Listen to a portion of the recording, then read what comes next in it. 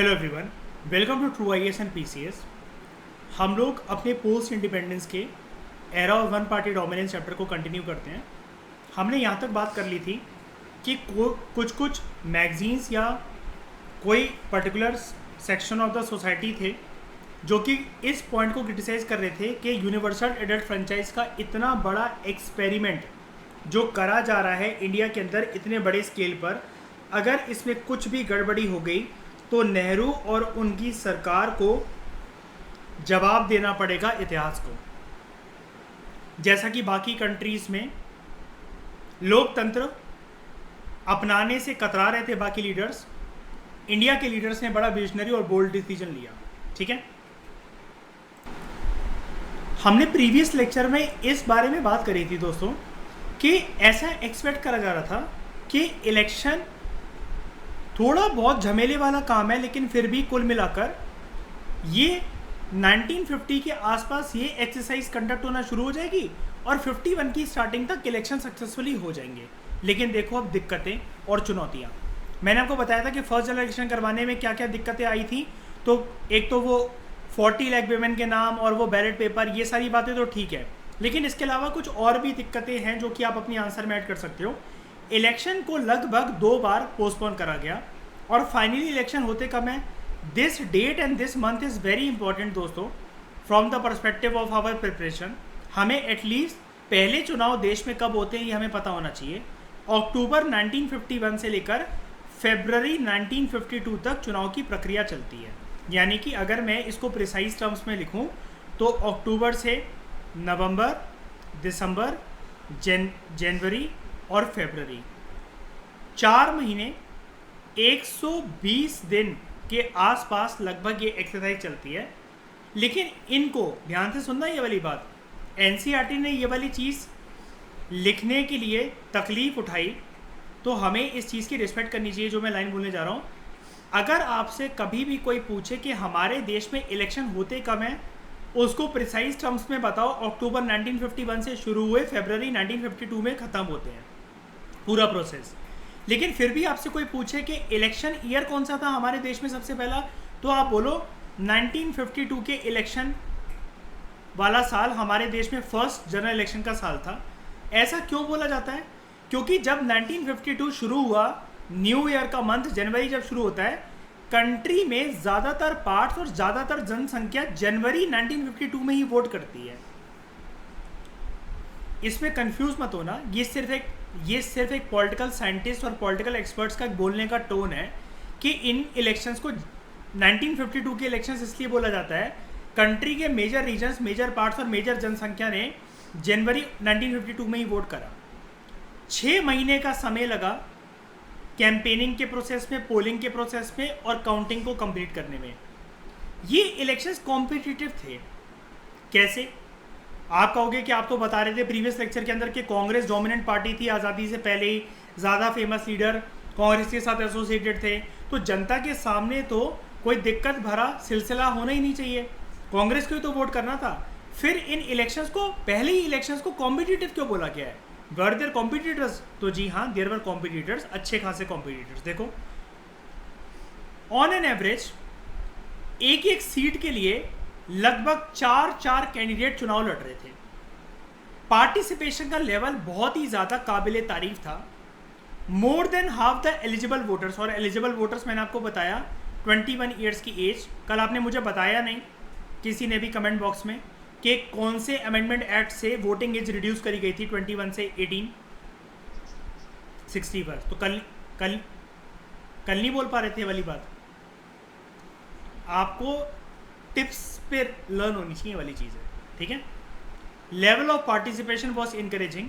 More than half the eligible voters जो थे, they turn out to vote on the day of election, यानी कि vote करने गए। जब रिजल्ट डिक्लेयर करे गए तो देखो ये वाली बात, पॉलिटिक्स एक फेयर प्ले का गेम होना चाहिए। अगर आपको कभी इस प्रकार का कोई क्वेश्चन आ जाए कि पॉलिटिक्स जो है वो विनर्स लूजर्स का गेम नहीं होता, पॉलिटिक्स में जीत भी इतनी ज़रूरी है जितनी हार ज़रूरी है। अगर इस प्रकार का कोई ऐसे या कभी भी कोई क्वेश्चन देखने को मिल जाए या इंटरव्यू में पूछा जाए, आप ना हमेशा बेसिक पे जाया करो। जैसा कि मैं हमेशा बोलता हूँ, मेरी लाइफ में फेवरेट चीज़ हमेशा फाउंडेशन और हर चीज़ का बेसिक रहती है। जब मेरी लाइफ में हर चीज़ में तूफान इधर से उधर आने लग जाता है, मैं उन सारी चीज़ों को ख़त्म करके दोबारा ज़ीरो लेवल से स्टार्टिंग करने लग जाता हूँ। मेरा सिंपल सा एक लाइफ का फंडा है। मुझे ऊपर से बिल्डिंग खराब बन गई है तो फोर्थ फ्लोर को तोड़ तोड़ के दोबारा बनवाऊँ, मैं वो काम नहीं करता। मैं नोएडा की तरह बम लगाकर पूरी बिल्डिंग गिराता हूँ, दोबारा चूना सीमेंट लगाकर फिर से ग्राउंड फ्लोर से इमारत खड़ी करवाना शुरू करवाता हूँ। This I am talking in terms of the any field which you like and which you think can give you success in life. जब रिजल्ट्स अनाउंस हुए, डिक्लेयर करे गए, तो मैं आपको ये बताना चाह रहा था कि अगर इस प्रकार का क्वेश्चन आए तो अब आज़ादी के टाइम के बाद पहले जनरल इलेक्शन की तरफ जाओ कि उस ज़माने में देखो क्या कितने बढ़िया पॉलिटिक्स चलती थी, पॉलिटिक्स कितनी फेयर थी, कितना लेवल प्लेइंग फील्ड थी कि results were accepted as fair even by the losers. और अभी हम ये भी पढ़ेंगे चैप्टर के अंदर, एक टॉपिक आएगा जब ये चैप्टर खत्म होगा कि ऑपोजिशन पार्टी किस प्रकार से एक अच्छा काम करती थी करंट सरकार को चलाने के लिए, ऑपोजिशन का योगदान क्या था। अब ये वाली बात अगर यूपीएससी आज के समय में पूछ लेना, मैं कह रहा हूं आप 25 साल के करंट अफेयर पढ़ लो, जब ये बात ही 70 साल पुरानी है तो 25 साल के करंट अफेयर भी कैसे काम आ जाएंगे। कौन सा मेंस 365, पीटी 365, हिंदू का आर्टिकल, ये सब आपको बता देगा। ये वाली बात आपको बेसिक तरीके से स्टैटिक बुक बताती है। और कल जैसा कि मैंने बताया था, साल 2018 में इससे फिल्म्स के अंदर क्वेश्चन आया था, तो ये बुक फालतू नहीं है। इवन जो मेंस का जो सिलेबस है अब वो फालतू नहीं रह गया है। यूपीएससी का जो प्रीलिम्स का सिर्फ जो प्रीलिम्स के जो सब्जेक्ट था, जिनको लोग मानते थे कि ये सिर्फ प्रीलिम्स से पूछा जा सकता है, यूपीएससी इस मर्यादा को ब्रीच कर रहा है और अब वो मेंस के सिलेबस को टच कर रहा है और उसको प्रीलिम्स में इंटीग्रेट करने की कोशिश कर रहा है। Indian experiment had proved the critics wrong. ऊपर जो इतना क्रिटिसाइज कर रहे थे, कल हमने पढ़ा था, इंडियन एडिटर की मैगजीन ने कहा सबसे बड़ा जुआ है इतिहास का। इंडियन एडिटर ने कहा, सॉरी, ऑर्गेनाइजर एक मैगजीन ने कहा कि जवाहरलाल नेहरू को जवाब देना पड़ेगा फ्यूचर जनरेशन को कि अगर कुछ भी गड़बड़ी होती है यूनिवर्सल एडेड फ्रेंचाइज को अपनाने में तो इतिहास उन्हीं को जिम्मेदार ठहराएगा। लेकिन हमने जो एक्सपेरिमेंट करा लोकतंत्र के साथ, यूनिवर्सल एडेड फ्रेंचाइज के साथ, हमने क्रिटिक्स को रॉन्ग प्रूव करा। टाइम्स ऑफ इंडिया, आप जानते ही हो टाइम्स ऑफ इंडिया क्या है। It held that polls have, यहां पर देख लो, polls have confounded all those sceptics जिन्होंने ये सोचा था एडल्ट फ्रेंचाइज जो है हमारे जैसे देश में बहुत ही रिस्की एक्सपेरिमेंट है। यानी कि जिस प्रकार से लोग उमड़ कर आए भागीदारी अपने दिखाने चुनाव में, और चुनाव जिस प्रकार से सक्सेसफुल कंडक्ट करे गए, इस लेवल पे करे गए, इतनी बड़ी जनसंख्या वाले देश के अंदर करे गए, तो टाइम्स ऑफ इंडिया लिखता है अपने अखबार में कि सारे के सारे जिनको लोगों को शक था, जो सेप्टिक थे कि ये प्रोसेस अच्छे से हो पाएगा कि नहीं हो पाएगा, क्रिटिक्स को रॉन्ग प्रूफ कर दिया गया। हिंदुस्तान टाइम्स, एक और अखबार, उसने क्लेम करा कि हिंदुस्तान के लोगों में एक प्रकार से इन चुनाव में एक यूनिवर्सल एग्रीमेंट देखने को मिला कि डेमोक्रेटिक इलेक्शंस का लार्जेस्ट एक्सपेरिमेंट अभी तक इतिहास में दुनिया में जिस भी कंट्री में हुआ सक्सेसफुली कंडक्ट हो गया। जो ऑब्जर्वर्स इंडिया के बाहर इस एक्सरसाइज को देख रहे थे वो इक्वली इम्प्रेस थे। इंडिया के 1952 के जो जनरल इलेक्शन थे वो एक लैंडमार्क इवेंट बन गए, भारत के लोकतंत्र में नहीं, सिर्फ भारत के लोकतंत्र में नहीं, पूरी दुनिया के लोकतंत्र के इतिहास में। तो अब ये आर्ग्यू करना पॉसिबल ही नहीं था किसी के लिए क्रिटिसाइज करना पॉसिबल ही नहीं था कि जिस देश में हमने कल देखा था कि इससे पहले डरे हुए हमारे लीडर्स इस बात पे थे कि इससे पहले लोकतंत्र सिर्फ और सिर्फ अमीर यूरोपियन और नॉर्थ अमेरिकन देशों में ही पनप पाई है। लेकिन हमने इस बात को प्रूव कर दिया कि जिस देश में अगर गरीबी है या फिर लोग इतने पढ़े लिखे नहीं हैं और लोकतंत्र एक बार डेमो टेस्ट के लिए इंट्रोड्यूस करा जा रहा है, तो वो डेमो टेस्ट को पास करके सक्सेसफुली अपनी आइडेंटिटी को प्रूव कर आएगा डेमोक्रेसी वहाँ पर, लोकतंत्र वहाँ पर उस देश के अंदर। तो यहाँ पर ये चीज़ निकल कर आई, डेमोक्रेसी दुनिया के किसी भी पार्ट में प्रैक्टिस करी जा सकती है, no matter what are the conditions, ifs and buts कुछ भी नहीं होता लोकतंत्र में। देयर आर नो किंतु परंतु। हम आगे बढ़ने से पहले कुछ कुछ चीज़ें देख लेते हैं ज़रा।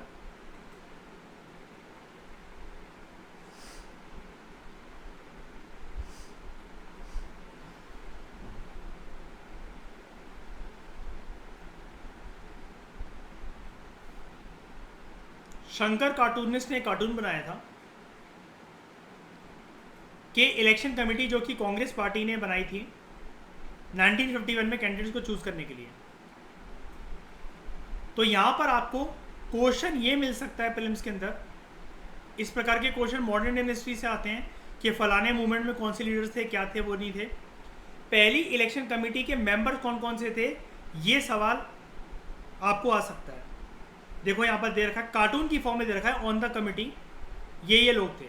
अब आप किसी स्टैंडर्ड बुक या वहाँ से पढ़ने जाओगे तो आपको पूरा ग्रंथ पढ़ना पड़ेगा। आप यहीं से डायरेक्टली नाम याद कर सकते हो। आप इलेक्शन का चैप्टर पढ़ रहे हो, आज़ाद भारत के अंदर किस प्रकार से चुनाव की प्रक्रिया हुई, तो पहली जो इलेक्शन कमेटी बनती है, हर कोई इलेक्शन कमीशन के बारे में तो जानता है, इलेक्शन कमेटी के मेंबर कौन थे ये आपको बहुत कम किताबें बताएंगी। जब एनसीईआरटी वाला काम आपका कर रही है तो आपको स्टैंडर्ड बुक पे क्यों जाना है। लीडर्स कौन कौन थे इनको बस आपको पहचानना है फिल्म्स में। नेहरू, मोरारजी देसाई, रफ़ी अहमद किदवाई, डॉक्टर बीसी रॉय, कामराज नादर, सी राजगोपालाचारी, बाबू जगजीवन राम, मौलाना आज़ाद, डीपी मिश्रा, पीडी टंडन और गोविंद बल्लभ पंत, जीबी पंत, ये सारे इलेक्शन कमेटी के मेंबर्स थे। यहां पर आपको कुछ लोग दिख रहे हैं। लोग मतलब ये है कि लोकतंत्र जो इस स्केल पे करी जा रही है, तो ज़्यादातर जनसंख्या उस टाइम पर पुअर थी, ज़्यादातर जनसंख्या उस टाइम पर इलिटरेट थी। ये विनती कर रही है इलेक्शन कमेटी के लीडर्स से कि अच्छे चुनाव कंडक्ट करवाना, लोकतंत्र को सक्सेसफुल बनाना, हमारा जीवन सुधारना। लोगों की यहाँ पर इसका मतलब काइंड ऑफ होप आपको देखने को मिल रही है। ये कार्टून के बारे में थोड़ा सा मैंने आपको बता दिया। अब बचपन से आप लोग सुनते आ रहे हो कि हम लोग वोटिंग किस प्रकार से करते थे। हम सब लोग उसी ज़माने, उसी एज के लोग हैं जिन्होंने अपनी एनसीईआरटीज़ में बचपन में पढ़ा था बैलेट पेपर का प्रोसेस। लेकिन आज जैसा कि हम जानते हैं, हम में से हर वो लोग जो कि मेरी बात सुन रहा है, फाउंडेशन कोर्स के जितने मेरे लोग हैं या यूट्यूब पे भी जितने लोग मुझे सुनेंगे इस लेक्चर में, हम सब एक ना एक बार इलेक्ट्रॉनिक वोटिंग मशीन पर चुनाव चिन्ह लगाकर अपना आ चुके हैं। ये वाली एक्सरसाइज हम में से कोई ना कोई एक जन कंडक्ट कर चुका है पक्का। लेकिन क्या ये प्रोसेस शुरू से ऐसे होता था? नहीं। एक बारी हम लोग वोटिंग के इतिहास पे जाते हैं, वोटिंग के पैटर्न को शुरू से समझते हैं। मैं ये नहीं कहता कि इस प्रकार का क्वेश्चन आपको यूपीएससी में आ जाएगा मेंस में, लेकिन स्टेट पीएससी जितने भी हैं उनमें आ सकता है कि how has the method of voting change in India since independence. और अभी आज़ादी के अमृत महोत्सव के बाद 75 साल हुए हैं हमारे देश को, प्लस पार्लियामेंट की बिल्डिंग इनॉग्रेट करी जानी है। तो आप ऐसा मान लो साल 2024 तक लगभग इस प्रकार के जो आज़ादी के बाद जो भी प्रक्रिया हुई हमारे देश में, यानी कि पोस्ट इंडिपेंडेंस से आज़ादी के अमृत महोत्सव को बेस बनाते हुए और पार्लियामेंट की नई बिल्डिंग को बेस बनाते हुए, इन सारी तरीकों से जो कि आज़ादी के जस्ट इमीडिएटली बाद 1947 के बाद जो भी घटनाक्रम हुई हमारे देश के अंदर, तो शुरू के जब इनिशियल साल थे, वोटिंग की प्रक्रिया, लोकतंत्र को अपनाने की प्रक्रिया, इलेक्शन कमीशन कैसे बना, इलेक्शन कैसे हुए, या फिर कैबिनेट कैसे बनता है, पार्लियामेंट कैसे वर्क करता है, लोकसभा क्या था, राज्यसभा क्या था, इनके ऊपर क्वेश्चन बनेंगे अभी आने वाले यूपीएससी के 3 से 4 साल जो अपकमिंग है। ठीक है, इन दिनों हम लोग ईवीएम यूज़ करते हैं वोटर की प्रेफरेंसेस को रिकॉर्ड करने के लिए, लेकिन हमने प्रक्रिया शुरू में ऐसे स्टार्ट नहीं करी थी। पहले जनरल इलेक्शन जब होते हैं, मैं अगर प्रिसाइजली लिखूं आपको अब तो पता लग ही गया है, अक्टूबर 1951 से लेकर फरवरी 1952 तक, और इसको हम लोग फिर भी 1952 के जनरल इलेक्शन बोलते हैं। तो जब पहले जनरल इलेक्शंस होते हैं, अच्छा एक बात मैं आप सभी को क्लियर कर देना चाहता हूँ, आप लोगों ने अभी तक मुझसे ये तो पूछा ही नहीं कि सर इलेक्शन को इलेक्शन ना लिखकर ये बुक जनरल इलेक्शन क्यों बोलती है। जनरल इलेक्शन दोस्तों देखो होते हैं लोकसभा के मेंबर्स को चूज करने के लिए। जिन इलेक्शन से हमारा प्रधानमंत्री और मंत्रिमंडल देश को चलाने के लिए यूनियन लेवल पे हो, वो जनरल इलेक्शन होते हैं। अब मैं यही बात क्यों कर रहा हूँ सिर्फ यूनियन लेवल की, क्योंकि ये मैंने आपको इस चैप्टर की स्टार्टिंग में पहले लेक्चर में बताया था। आजकल विधानसभा, स्टेट लेजिस्लेटिव असेंबली के चुनाव और लोकसभा के चुनाव अलग अलग टाइम पे होते हैं, अलग अलग महीने, अलग अलग साल में होते हैं। लेकिन शुरू में जब हमने ये प्रोसेस शुरू करा था तो state legislative assembly plus parliamentary elections, यानी कि लोकसभा और विधानसभा के जो चुनाव थे वो सेम टाइम पे ही होते थे। पूरे देश में जनरल इलेक्शन की प्रक्रिया, चाहे वो यूनियन लेवल पे हो चाहे स्टेट लेवल पे हो, सेम टाइम पर होती थी। ये वाली बात याद रखना, कभी स्टेटमेंट आ जाए अगर किसी भी पेपर के अंदर, प्रीलिम्स के अंदर। तो पहले जनरल इलेक्शन के अंदर ये डिसाइड करा गया कि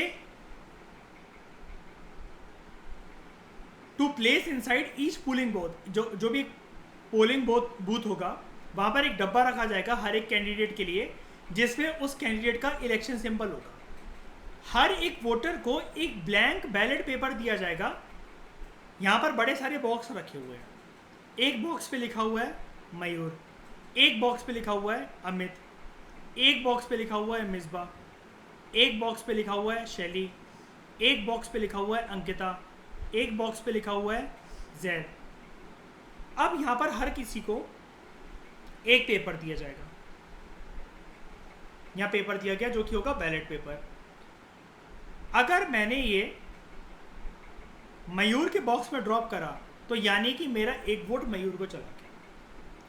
कैंडिडेट को ये एक पर्टिकुलर बॉक्स में ड्रॉप करना होता था और सिंपल इसका प्रोसेस क्या था, जब ये पूरी प्रक्रिया खत्म हो जाएगी, हर एक बॉक्स में से काउंटिंग होगी कि इधर से 100 पेपर निकले यानी कि मयूर को 100 वोट मिले, यहाँ से 55 पेपर निकले तो यानी कि इसको 55 वोट मिले, यहाँ पर अंकिता को 120 पेपर मिले तो यानी कि अंकिता को 120 वोट मिले। इस प्रकार से तो ये प्रक्रिया हुई कैसे, ये सब कर दिया गया, ये सब रख दिया गया। About 20 lakh steel boxes were use for this purpose. ये जो बॉक्सेस रखे गए पूरे देश में, क्योंकि अब आप कहोगे इतने ज़्यादा, तो जी हाँ, जैसा कि मैंने आपको ये वाली बात अभी फिर से रिवाइज करवा दी, हमारे देश में पार्लियामेंट्री और स्टेट लेजिस्लेटिव असेंबली के इलेक्शन साथ में कंडक्ट होने थे, सारे राज्यों के भी और पार्लियामेंट के भी। इस वजह से इतनी ज़्यादा ये मेमोथ एक्सरसाइज थी, यानी कि बैक ब्रेकिंग एक्सरसाइज थी। हर एक पोलिंग बूथ में एक प्रिसाइडिंग ऑफिसर था। यहाँ पर एक केस स्टडी दी हुई है। एक पंजाब का प्रिसाइडिंग ऑफिसर था, इसने मुँह जुबानी अपने फर्स्ट हैंड एक्सपीरियंस को रिकॉर्ड करके हमें बताया है। किसी को इंटरव्यू दिया होगा इसने, एनसीईआरटी वालों ने इसके इंटरव्यू को लिखा। अब ये जो समस्या बता रहा है ना, मैंने जैसा कि आपको बोला यूपीएससी इस प्रकार के नैरो माइंडेड क्वेश्चन नहीं पूछता है, लेकिन जितना नैरो माइंडेड यूपीएससी को हम एक्सपेक्ट करते हैं, यूपीएससी हमारी उम्मीदों में खरे उतरता है। लेकिन इसके विपरीत उतना ही स्टेट पीएससी उतना ही नैरो माइंडेड क्वेश्चन पूछते हैं। जैसा कि हमने रागिनी का बीपीएससी का पेपर देखा था, भाई साफ पता है कि गांधी जी का कोई भी एरा बीसी तो नहीं हो सकता, एडी ही होगा। अब वो ज़बरदस्ती एडी पूछ रहे हैं। बिहार का इकोनॉमिक सर्वे तो वो 0.0025 इतना एलोकेट हुआ। अब ये ऐसी नैरो चीज़ें यूपीएससी नहीं पूछता, लेकिन हम हर एक एंगल से प्रिपेयर कर रहे हैं। अगर हमारे हाथ में बुक आई है, हमें उसका कोना पहले पेज से लेकर लास्ट पेज के कोने तक हमें सब कुछ पता होना चाहिए। कौन से पेज नंबर पे कौन से पैराग्राफ में क्या लिखा हुआ है, ये हमारी आंखों के सामने होना चाहिए। जिसके दिमाग में शोर कम, मेडिटेटिव माइंड की स्थिति में ही ये वाला काम करा जा सकता है, which needs multiple amount of revision and you should love the books without considering them as burden. एक प्रिसाइडिंग ऑफिसर है पंजाब का, वो डिस्क्राइब करता है कि कैसे उसने बैलेट बॉक्सेस प्रिपेयर करे। कहता है हर एक बॉक्स पे एक कैंडिडेट का सिंबल चाहिए पड़ता था, अंदर भी और बाहर भी। और बाहर जो था वो किसी भी साइड पे हो सकता था, डब्बे के जितने साइड होती हैं किसी भी साइड पे कर दो, क्योंकि स्क्वायर बॉक्स को तो आप कहीं पर भी सिंबल लगा लो तो वो स्क्वायर बॉक्स ही रहेगा। आप उसको सीधा करके रख दो तो वो सीधी साइड बन गई। और उसके बाद उस पर नेम डिस्प्ले होता था कैंडिडेट का, जैसा कि मैंने यहाँ पर देखो बताया, अब मयूर है, अमित है, मिसबा है, जैद है, अंकिता है, ठीक है। नेम डिस्प्ले होता था कैंडिडेट का उर्दू में, हिंदी में और पंजाबी में। अब ये पंजाब का था, पंजाब में इलेक्शन हो रहे थे ताकि लोगों को पता लग सके। अब आपको अगर ये कल को क्वेश्चन आ जाए, देखो ये छोटी सी बात है, ऐसा कभी कोई क्वेश्चन पूछा नहीं गया है, लेकिन हम हर एंगल से प्रिपेयर करेंगे। जस्ट लाइक कि हम कोई इंस्टीट्यूट की टेस्ट सीरीज बना रहे हैं, या फिर यूपीएससी ने हमें बोला है कि तुम्हें लोगों को सिलेक्ट नहीं करना है, हमें लोगों को एलिमिनेट करना है, प्रीलिम्स का पेपर बनाओ। तो अगर मैं होता तो मैं ये बना देता एक स्टेटमेंट कि initially during the first general election generally 2 to 3 languages were use on the ballot box. अब कोई पर्सन जिसके दिमाग में शोर है, जिसका मेडिटेटिव माइंड नहीं है, वो ये सोचेगा ये लाइन तो मैंने कभी कहीं पढ़ी ही नहीं है, तो ये स्टेटमेंट मेरे से नहीं हो पाएगी, मुझे इस क्वेश्चन को छोड़ देना चाहिए। अगर किसी को एनालिसिस पता है ब्रॉड तरीके से, क्या कि शुरू में हमारे देश में पुअर जनसंख्या थी, इलेक्शन इसी परिस्थिति में हुए, और ज़्यादातर लोग इलिटरेट थे, अनपढ़ थे, तो ऑब्वियस ही बात है जिस प्रकार से हमने एंशिएंट हिस्ट्री में देखा था, अशोक जो था वो पिलर इंस्क्रिप्शन पे अपनी ऑर्डिनरी लैंग्वेज, या फिर गौतम बुद्ध वर्धमान महावीरा लोगों से पाली प्राकृतिक लैंग्वेज में क्यों बात करते थे? क्योंकि उस जमाने की वो ऑर्डिनरी लैंग्वेज थी, और लोगों से कनेक्ट करने का हमेशा जरिया ऑर्डिनरी ही होता है। अगर मुझे किसी से बात करनी है जिसको अंग्रेजी नहीं आती, मैं उसको कितनी भी अच्छी बात अगर समझा लूँ, जब वो अपने मन की बात मेरे सामने नहीं रख सकता, वो हिचकिचा रहा है, उसको डर लग रहा है कि वो अंग्रेजी में आंसर नहीं कर पाएगा दोबारा रिवर्ड में, तो इसका मतलब वो मेरी बात सुनता ही रहेगा, उसके विचार तो मुझ तक पहुंच ही नहीं पाएंगे। हमें यहाँ पर मैक्सिमम वोटर पार्टिसिपेशन इंश्योर करवाना था, इसलिए शुरू में बैलेट बॉक्सेस पर ये लैंग्वेजेस लिखी जाती थी। आज के समय में इस बात का कोई मतलब ही नहीं बनता कि लैंग्वेज लिखी जाती है कि नहीं लिखी जाती, क्योंकि बैलेट बॉक्सेस की प्रक्रिया खत्म हो गई है आम जनता के लिए, अब ईवीएम चलता है। हम उस पर भी आ रहे हैं इस पैराग्राफ में, ईवीएम कब शुरू हुआ, कैसे शुरू हुआ। तो ये चीज़ लिखी जाती थी। एक तो आपने देखा कि नेम, कैंडिडेट का सिंबल, कोई भी सिंबल, उसने झाड़ू, मिडिल फिंगर का सल्यूट, कॉन्डम, कुछ भी लगा रखा है, ये सारे सिंबल यूज होंगे, ठीक है। Number of the constituency, polling station और polling booth. Paper seal with numerical description of the candidate, जिसको प्रिसाइडिंग ऑफिसर साइन करेगा, उसको टोकन फ्रेम के अंदर इंसर्ट करना पड़ता था। टोकन फ्रेम समझते हो ना, जैसे आई कार्ड की और वो जगह नहीं होती जिसके अंदर हम पेपर रख देते हैं, जैसे ट्रांसपेरेंसी पन्नी टाइप होती है, इसके अंदर पेपर मैंने रखा तो यहाँ पर वो पेपर सा बनकर आता है, इस प्रकार से शीशा या जो भी वो बॉक्स होगा उसके अंदर रख दिया जाता था। और विंडो क्लोज बाय डोर, जो कि फिक्स कर दी जाती थी वायर से। अब ये तो हो गया, ये सब कुछ ये कर दिया जाता था सैंड पेपर से, और वो ये प्रक्रिया बता रहा है, कह रहा है इतना ज़्यादा ये मुश्किल भरा काम था, रात भर हम लोग बैठ के डब्बे बनाते थे, और कभी कभार मुझे अपनी दोनों बेटियों को भी इन कामों में लगाना पड़ता था, ठीक है। अब ये सब बात हमारे लिए इंपॉर्टेंट नहीं है, हमारे लिए इलेक्शन का प्रोसेस चेंज कैसे होता है इसको जानना इंपॉर्टेंट है। जब पहले 2 इलेक्शंस हो गए, आफ्टर द फर्स्ट 2 इलेक्शंस, ये मेथड चेंज हो गया। मेथड चेंज, इसका मतलब ये मत सोचना कि एकदम से ईवीएम आ गई। बैलेट पेपर का ही सिलसिला चल रहा है, लेकिन अब बैलेट पेपर नाम और सभी कैंडिडेट का सिंबल कैरी करते थे, और वोटर बैलेट पेपर को गिराकर नहीं जाता था, अब वो स्टैंप लगा देता था कैंडिडेट के नाम में, यानी कि अंगूठा लेकर आया, और जैसा कि आपको पता है वो एक इंक होती है जिसको हम टच करते हैं, ये ऐसे करके मैंने अंगूठे से इम्प्रिंट लगा दिया इस पेपर के ऊपर कि मैं मयूर पाल को अपना सांसद देखना चाहता हूँ, एमपी देखना चाहता हूँ, ये अंगूठा लगा दिया मैंने, थंब इम्प्रिंट लग गया यहाँ पर। ओके, आगे। This method worked for nearly 40 years, 40 साल तक ये सिलसिला चलता रहा। 1990s का दशक जब खत्म होता है तो इलेक्शन कमीशन ने ईवीएम इंट्रोड्यूस करा। 2004 में पूरी कंट्री ईवीएम में शिफ्ट हो गई, और ईवीएम का एक और एडवांस वर्जन जो आजकल चलता है, क्या कहते हैं उसको हम लोग, वीवीपैट मशीन। सुना है सबने इसके बारे में? एक बात लेकिन याद रखना, बैलेट पेपर की प्रक्रिया आम जनता के लिए खत्म हो गई है, लेकिन फिर भी कोई मुझे एक चुनाव बता सकता है जहां पर बैलेट पेपर आज भी यूज होते हैं हमारे देश में? किसके इलेक्शन में? President and vice president. अभी जैसे वोटिंग हुई थी तो आपने देखा होगा मोदी जी वगैरह पूरा का पूरा पेपर गिरा रहे थे और वो फोटो क्लिक हुई थी उनकी, है ना? तो ये चीज़ है। ओके, अंकिता क्या कह रहे हो? आवाज़ नहीं आ रही, क्या कह रहे हो?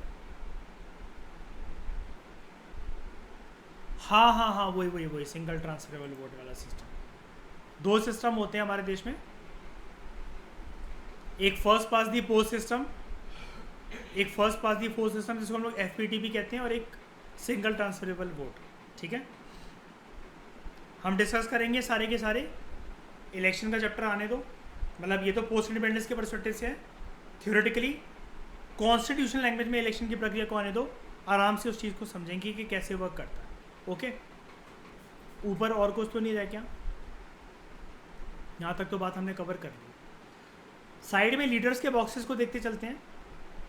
इन सब के आप चिट्ठे बना लेना, इनसे क्वेश्चन निकलते हुए आए हैं और निकलेंगे और निकलते हैं अभी तक। मौलाना अबुल कलाम आज़ाद,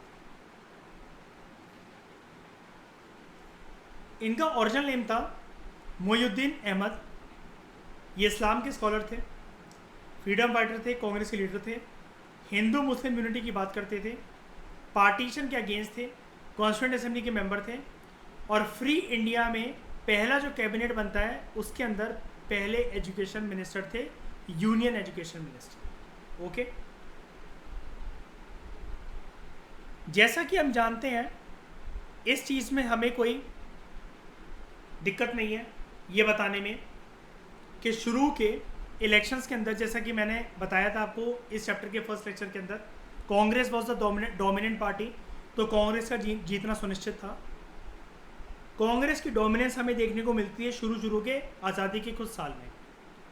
हम अगले लेक्चर में इस बारे में दोस्तों बात करेंगे कि अगर एक पार्टी ज़्यादा टाइम तक सत्ता में रहती है, जो कि ये पार्टी कोई ऐसा नहीं कि फ्रेश बनकर आई है आम आदमी पार्टी की तरह और फिर इसके रूल को जनता को देखना है, जनता इसके बारे में पहले से वाकिफ़ है, लेकिन अब परिस्थिति बदल चुकी है दोस्तों। परिस्थिति क्या बदल गई, हम अगले लेक्चर में वैसे बात करेंगे इस सब के बारे में डिटेल में। परिस्थिति ये बदल गई कि देश अब आज़ाद हो गया है। अब ये कांग्रेस वो कांग्रेस नहीं है जिसका मकसद आज़ादी पाना था। अब इसका मकसद है देश को चलाना। प्रधानमंत्री इसमें से हैं, मंत्रिमंडल इसमें से हैं, देश के लिए आर्थिक व्यवस्था को देखना, सामाजिक रणनीतियों को बनाना, गरीबी को हटाना, महंगाई को कम करना, सबको रोजगार देना, ये सारी जिम्मेदारी यूनियन गवर्नमेंट पर थी। और union government is equal to Congress at that time.